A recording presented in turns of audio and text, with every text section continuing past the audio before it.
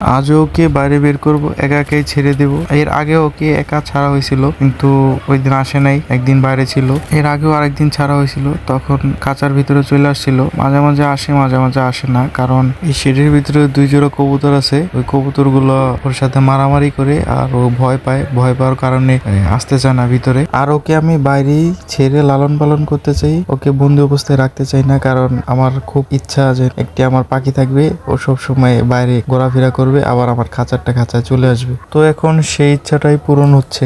আর দেশি ঘুঘু বলতে গেলে, দেশি ঘুঘু একটু চঞ্চল টাইপের হয়, কারণ ওরা মানুষের সংস্পর্শে আসতে চায় না, খুব কমই আসে। ওদেরকে ধরতে গেলে ওরা একটু লাফালাফি বেশি করে। আর আপনারা তো দেখতেই পাচ্ছেন, ও বাইরে বের হয়ে মহা খুশি। আর আপনারা কে কি লালন পালন করেন কমেন্ট বক্সে জানাবেন। আর আমার ভিডিওগুলো আপনাদের কাছে কেমন লাগে কমেন্ট করে জানাতে পারেন। আজ এই পর্যন্তই, আবার সামনে একটি নতুন ভিডিও নিয়ে আপনাদের সাথে কথা হবে। আল্লাহ হাফেজ।